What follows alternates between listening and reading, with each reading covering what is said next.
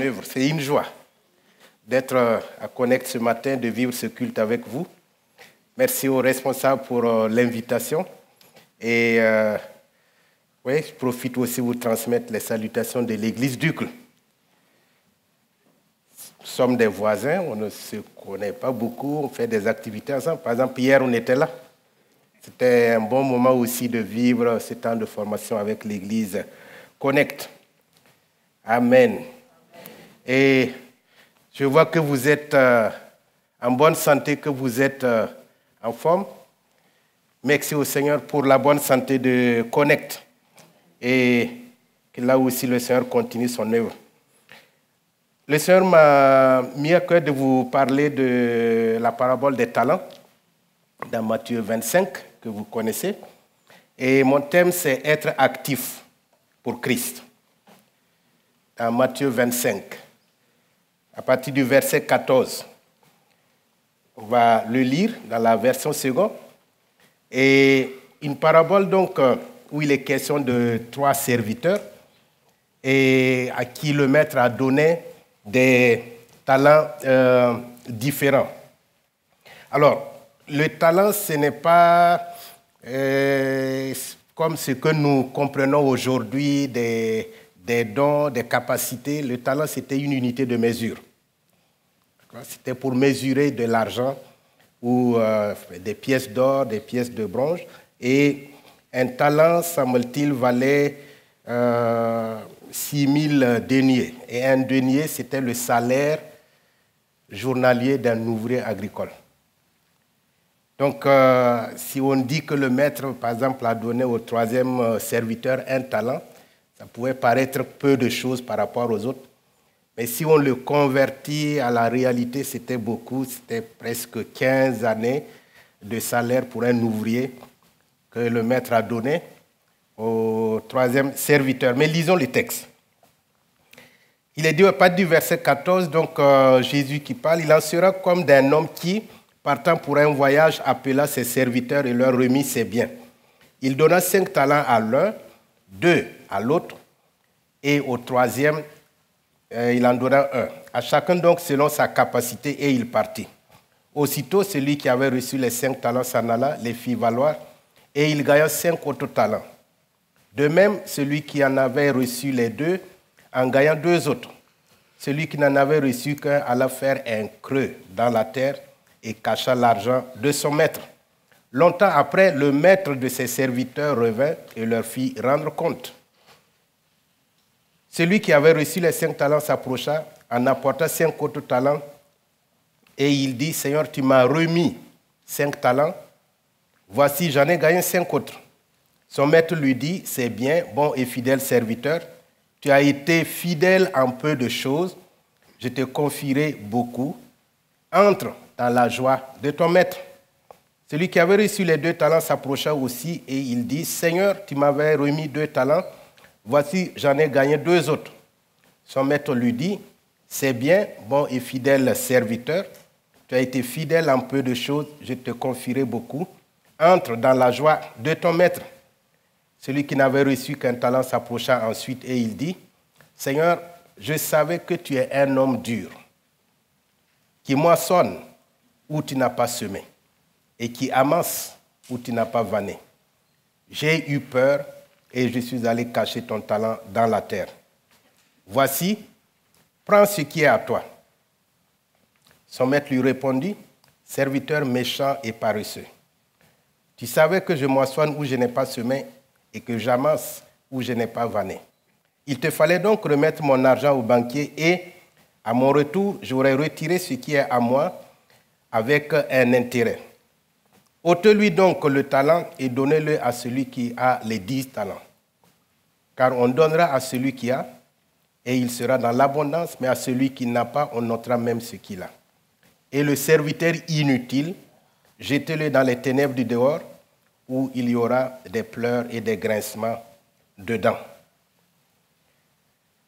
Donc c'est une parabole que Jésus partage ici pour parler de ce qui se passera à la fin du temps quand il reviendra. Donc ça concerne le royaume de Dieu. La parabole nous dit que Dieu donne aux hommes des dons différents. Il donne à chacun selon ses capacités et ce n'est donc pas le talent qui importe, mais l'usage qu'on en fait. Dieu n'exige jamais à un homme des capacités qu'il n'a pas et il ne demande pas donc de faire au-delà de nos capacités. Il exige que nous utilisions pleinement les capacités que nous possédons. Et nous comprenons au travers de cette parabole que les hommes ne sont pas égaux en talent non plus et ce qui fait que les rendements peuvent être différents. Mais ce qui est demandé ici, c'est que nous devons tous faire des efforts. L'attente en termes d'efforts est équivalente pour tout le monde. La parabole nous dit que quel que soit notre talent, petit ou grand, nous devons le mettre au service de Dieu. Nous devons travailler avec ce que Dieu nous a confié. Et nous devons donc faire fructifier ce que Dieu nous a donné. Et quand nous lisons dans la Bible, il dit que chacun de nous a reçu des dons de Dieu. Nous pouvons noter que les talents, ce sont les biens du maître. Ce n'est pas les ouvriers qui les ont cherchés, c'est le maître qui a donné de ses biens à ses ouvriers, à ses serviteurs, et il leur a demandé donc de les faire valoir. Nous voyons que la récompense qui a été faite aux serviteurs, c'était une responsabilité plus grande. C'est d'entrer dans la joie du maître. Les deux serviteurs qui ont bien travaillé se voient confier de plus grandes tâches et de plus grandes responsabilités dans le travail, dans le service du maître. Et la Bible nous dit que celui qui est fidèle dans les petites choses sera aussi fidèle dans les grandes choses. Dieu, quand il travaille avec nous, il va progressivement. Il construit, il bâtit et il nous donne donc, selon notre fidélité, des choses de plus en plus grandes. Et le serviteur donc, qui a été fidèle a reçu de grandes responsabilités. Nous voyons aussi que le serviteur qui a été puni, c'est le serviteur qui n'a pas essayé. Il n'a rien fait. Il est allé creuser un trou, il a mis le talent qui lui a été donné. L'homme au talent unique n'a pas perdu son talent, puisqu'il l'a ramené. Le problème, c'est qu'il n'en a simplement rien fait. Tel il a reçu, tel il a ramené. Alors, le problème ici aussi, c'est qu'il a été négligent, paresseux, et s'il s'était aventuré avec son talent, il avait perdu, cela aurait été mieux que de ne rien faire. Il aurait été actif. D'accord? Dans le service de Dieu, dans le ministère, dans ce que Dieu nous a confié, il arrive que nous gagnons, il arrive que nous perdons. Mais que ce soit dans ce que nous avons gagné ou dans ce que nous avons perdu, Dieu est en train de nous enseigner. Il est en train de bâtir son royaume en nous. Dieu a un problème quand nous sommes là, nous ne faisons rien, alors que chacun de nous a reçu quelque chose. Nous avons des dons. Et la condamnation donc concerne l'homme qui, ayant ne serait-ce qu'un seul talent, n'essaierait pas de l'utiliser et ne risquerait pas, donc ne prendra pas de risque pour le bien de tout le monde. Enfin, nous voyons que si un homme a un talent et qu'il l'exerce, il est progressivement capable de faire plus. C'est un peu pour... on a un prof de gym ici. On dit que les muscles, quand on ne les utilise pas, ils s'atrophient. Et quand on les exerce, les muscles se gonflent. OK? Ça arrive aux personnes qui sont restées longtemps à l'hôpital. Quand elles sortent, il faut une rééducation parce que les muscles qui n'ont pas été utilisés n'existent presque plus. Les dons que Dieu nous confie, c'est pareil. Quelle que soit notre position, quel que soit notre niveau, si nous ne les utilisons pas, ces dons finissent donc par partir. Donc quand on n'exerce pas les talents, on les perdra inévitablement. Cela vaut aussi bien pour tout ce que nous pouvons imaginer. Bon, ici, c'était de l'argent. Mais si nous revenons à ce que nous comprenons par talent, un don en musique, un don et une capacité, par exemple, pour témoigner, pour parler avec les gens. Quand on est doué pour, je sais pas, pour l'hospitalité, on est doué dans beaucoup de choses et on grandit dedans quand on l'exerce, quand on l'utilise. J'ai vu des gens qui, à un certain moment, étaient très talentueux au niveau de la musique, jouaient bien de la guitare, mais avec le temps, ils ont commencé à dire, bon, ce n'est plus moi, je laisse la place aux autres. C'était une bonne idée, mais progressivement, ces personnes ont fini par ne plus jouer et à ne plus être capables de bien jouer comme avant. Ils ont perdu l'habitude. Et il y a des dons spirituels aussi. Dieu donne des dons spirituels aux églises et quand on ne les utilise pas, finalement, on perd la capacité ou l'habitude ou le goût d'utiliser ces dons spirituels que Dieu nous donne. Donc la leçon de vie est que la seule façon de conserver un don, c'est de l'utiliser au service de Dieu et au service de nos semblables. Et comme ça concerne donc la fin des temps, le retour donc de Jésus, c'est l'utilisation ou ce que nous aurons fait des dons qu'il nous a donnés qui va être déterminant pour les récompenses que nous aurons. Okay? Les dons que Dieu donnera, donc ça ne sera pas une surprise, ce sera en fonction de ce que nous aurons fait, de ce qu'il nous a confié. Donc ça, c'est un premier point que nous pouvons voir au niveau de ce texte de la parabole des talents. Mais il y a quelque chose qui est intéressant, je voudrais aussi qu'on s'arrête là-dessus, c'est la figure du troisième serviteur. Pourquoi il en est arrivé à se comporter de cette manière? D'accord. Et j'ai relevé un certain nombre de points que je voudrais partager. Il y a sa nature, son caractère, son comportement de ce troisième serviteur. Quand le maître a parlé avec lui, il a utilisé deux termes donc, qui parlent de comment est ce serviteur. Le maître dit serviteur méchant et serviteur paresseux. Donc celui qui est méchant, on parle qui fait mal, qui vit de mauvaises choses, on parle de tout ce qui n'est pas selon Dieu. Mais la méchanceté ici parle de quelqu'un qui est rempli de contrariété aussi. Ça parle de quelqu'un avec qui on a toujours des difficultés, on a toujours des périls. Et quelqu'un donc qui manque de constance, qui cause de la peine et des difficultés. Donc le maître, connaissant son serviteur, dit, voici quel type de serviteur tu es. J'ai toujours des difficultés avec toi. Tu apportes toujours des périls, des problèmes, et tu es plein de contrariétés. Et si le temps nous permettra de le voir, dans ce qu'il dit, il exprime pas mal de contrariétés. Il dit aussi serviteur paresseux. Et nous connaissons ce que c'est que la paresse. C'est quelqu'un qui aime traîner. Un paresseux, c'est quelqu'un qui n'arrive pas à s'assumer. Il est lent, il est mou, quelqu'un qui est indolent, quelqu'un qui est passif.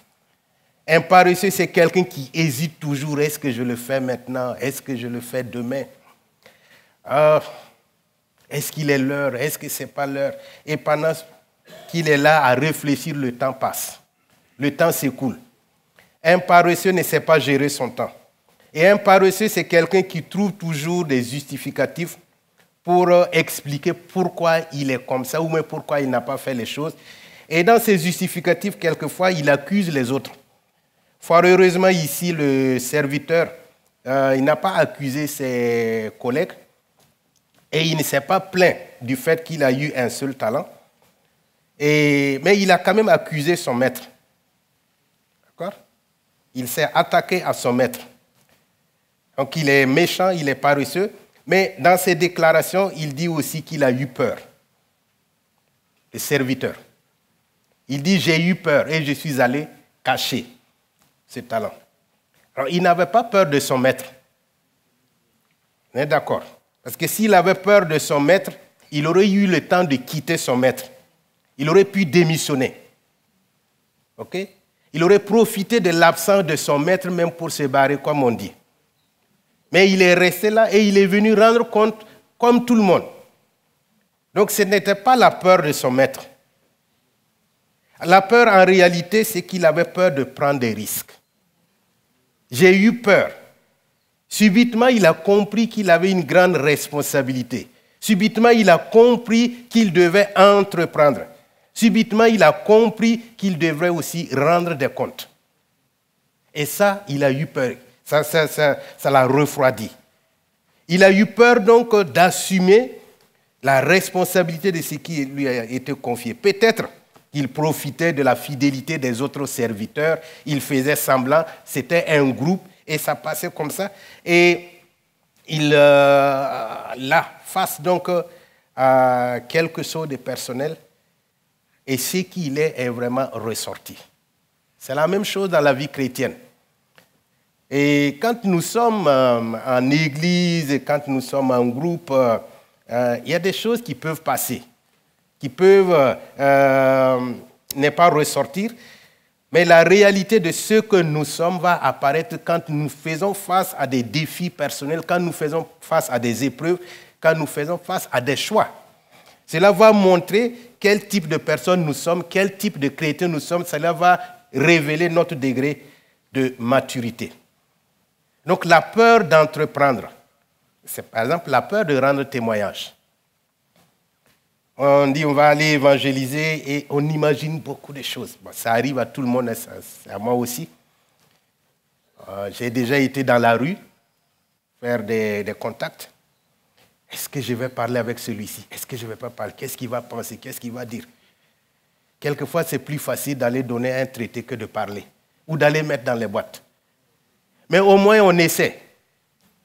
OK? Il y en a qui vont dire non, ce n'est pas la peine, je ne vais pas sortir. Ça ne sert à rien. Et on a parlé d'aller prier, d'aller faire des marches de prière. Il y en a qui vont dire mais comment on va nous voir? Est-ce qu'on ne va pas nous prendre pour les témoins de Jéhovah? Et puis, est-ce qu'il ne va pas pleuvoir? Et puis, est-ce que je pourrais faire ça? Est-ce que je pourrais... Bon, heureusement, ce sera peut-être après les examens. Parce que pendant les examens, quand on programme des activités, les gens calculent. Hier, par exemple, quand on avait la formation, il y a des étudiants qui m'ont dit, mais 3 heures à connect. 3 heures. Mais je suis en examen. Donc, on a beaucoup d'excuses. Alors, il a eu peur, il est allé cacher son talent. Donc, ces 3 éléments montrent la nature donc, de ce serviteur et ce sont ces éléments qui ont impacté sa vie et constitué les handicaps dans ses relations, son service et donc sa capacité à porter beaucoup de fruits. Ce sont peut-être des blessures non traitées, les conséquences de blessures non traitées ou un mauvais impact de son environnement social ou les effets de sa culture. Nous venons dans la vie chrétienne, dans l'Église, avec des arrière-plans, avec une éducation, avec des blessures. La vie ne fait pas de cadeaux à qui que ce soit. Et on arrive avec cela, et quand on n'est pas guéri, on n'est pas complètement transformé au niveau de certaines habitudes, tout cela peut ressortir, tout cela peut affecter notre manière donc de servir et notre rentabilité en tant que chrétien. Donc il avait une nature et un comportement qui ne lui permettraient pas d'être efficace. Il avait aussi une mauvaise compréhension de son identité, ce serviteur. S'il est serviteur, il est aussi employé par son maître et son rôle, son appel, sa position, c'est de servir. Parce qu'il est serviteur. Et dans les principes légaux de l'époque du Nouveau Testament, en tant que serviteur, parce que le mot serviteur ici c'est la même chose qu'esclave, il était la propriété de son maître. Quelquefois, le mot peut désigner un domestique qui était dans la maison, mais il fait le plus souvent référence à l'esclave, donc qui est propriété de son maître. Et normalement, l'esclave ne discute pas. C'est pour ça qu'il est dit qu'il était rempli de contrariété. Il vient confronter son maître, il dit tu moissonnes là où tu n'as pas semé, et etc., etc. Il était rempli donc de jugement envers son maître. Et le maître le traite comme serviteur. Il l'a gardé à son service et ne l'a pas renvoyé ou vendu, bien qu'il connaissait qui il était. Hein, le maître avait le droit de dire, bon, écoute, arrête maintenant ton service, tu es inutile, tu ne sers pas. Mais il lui a donné la possibilité de continuer, de se ressaisir, de se rattraper. Il l'a laissé là. Même quand il est parti, il a quand même donné à ses serviteurs la possibilité de faire fructifier ses biens. Il lui a confié un talent qui était beaucoup d'argent. Donc, il lui a fait confiance. Donc, et le talent et le serviteur étaient des propriétés du maître. OK? Et le serviteur, semble-t-il, n'a pas compris, enfin, il n'a pas bien compris. Il n'a pas fonctionné. Il n'a pas compris qui il était et il s'est mis à juger son maître. Et dans le texte, nous voyons qu'on utilise l'expression Seigneur, Maître. En réalité, on ne peut pas dire Seigneur et puis dire non. Le Seigneur, c'est celui qui a le droit de vie et de mort sur nous. Nous ne pouvons pas dire Maître et puis désobéir. Le Maître, quand il a donné le talent, c'était clair, il dit de le faire fructifier. S'il avait une mauvaise compréhension de son identité, il semble qu'il avait aussi une mauvaise connaissance de son maître. La seule chose qu'il semblait connaître de son maître, c'était qu'il était un homme dur, qui moissonne là où il n'a pas semé et qui amasse où il n'a pas vanné. Il ne connaissait donc pas, il le connaissait donc comme un homme sévère, exigeant, qui demandait un travail bien soigné, un homme d'ordre ou un homme de principe. En fait, il avait une relation de travail avec son maître, une relation de fonction, une sorte de relation commerciale. Qu'il est serviteur de son maître comme les autres serviteurs. Si son maître était ce qu'il décrit là, il était aussi pour les autres. Ce n'était pas envers lui seulement, il n'était pas exigeant envers lui seul, il l'était aussi envers les autres. Et il aurait été d'autant plus exigeant qu'il leur a confié de plus fortes sommes. Et parce que lui, il avait une mauvaise compréhension de connaissance de son maître et il n'a pas pu continuer dans son service. Bien connaître notre maître, c'est important pour mieux le servir. C'est le cas d'Eliezer de Damas pour Abraham, son maître. On voit dans Genèse 15 et Genèse 24. C'était le serviteur, l'esclave d'Abraham. Abraham avait tellement confiance à Eliezer, et Eliezer connaissait assez bien Abraham, au point qu'Abraham, voyant qu'il n'avait pas d'héritier, il voulait faire de ce serviteur-là son héritier. C'est d'ailleurs Eliezer qui l'a envoyé pour aller chercher Rebecca pour Isaac. Il y avait une connaissance, une bonne connaissance entre les deux, et ils ont bien pu fonctionner. Eliezer était un homme de confiance pour Abraham. Dans Matthieu 16, Jésus interroge ses disciples sur ce que les gens disent de lui. Qui dites-vous que je suis? Enfin, qui dit-on que je suis? Ils ont répondu ce que les gens disaient qu'il était. Puis il se tourne vers eux. Et vous, qui dites-vous que je suis? C'est une question importante parce que cela va être déterminant pour notre vie de disciples et pour notre service. Si nous ne savons pas qui nous suivons, nous ne connaissons pas qui nous servons, ça va être difficile d'être fidèle. Ça va être difficile d'être et de porter beaucoup de fruits. Bien connaître Jésus, notre Maître, est aussi déterminant pour la vie éternelle. Pour jouir de la vie éternelle déjà ici, mais aussi pour les temps à venir. Dans Jean 17, 3, Jésus dit que la vie éternelle, c'est qu'ils te connaissent, toi, le seul vrai Dieu, et celui que tu as envoyé, Jésus-Christ. Si nous ne connaissons pas Jésus, nous aurons une mauvaise compréhension de la vie éternelle. Nous allons peut-être passer à côté de quelque chose qui nous est donné. Et nous ne pouvons pas servir donc quelqu'un que nous ne connaissons pas et nous ne pouvons pas aimer quelqu'un que nous ne connaissons pas. Or, notre service pour Dieu doit émaner donc de notre amour pour lui. Quand on aime, on se donne sans compter. Quand on aime, Et que la personne soit là ou pas, on va agir, on va servir. Et le maître ici a récompensé les serviteurs qui ont servi par amour pour lui. Ils ont servi parce qu'ils le connaissaient. Et eux, ils ne se sont pas plaints. Chacun d'eux aurait pu faire comme le troisième. Mais parce qu'ils connaissaient bien leur maître, ils allaient au-delà de la relation superficielle. Okay? Et cette parabole, donc, c'est ma conclusion, est une histoire qui parle de ce qui se passera pour chacun de nous lorsque Jésus reviendra. La fidélité est récompensée par des opportunités accrues. On ne s'élève pas du jour au lendemain pour arriver à certains niveaux. Même si le monde d'aujourd'hui nous fait miroiter des gains faciles, hein, le royaume de Dieu, ce n'est pas la loterie belge. Non. Le royaume de Dieu, ça se construit. Ça se construit. Ça se construit. D'ailleurs, Jésus dit qu'il ne vient pas de manière à frapper les yeux. C'est progressivement, et le royaume de Dieu grandit. Dieu bâtit des hommes et des femmes sur qui il peut révéler sa gloire. Et cette révélation repose donc sur la connaissance, sur l'amour que nous avons pour lui. La fidélité est récompensée donc par des opportunités accrues, tandis que le manque de fidélité conduit à l'appauvrissement. Lorsque les dons ne sont pas exercés, ils disparaissent. OK? Lorsque les dons ne sont pas exercés, ils disparaissent. Les dons, on a parlé des talents. Mais nous sommes aussi apostoliques et nous savons que les dons, c'est aussi des hommes.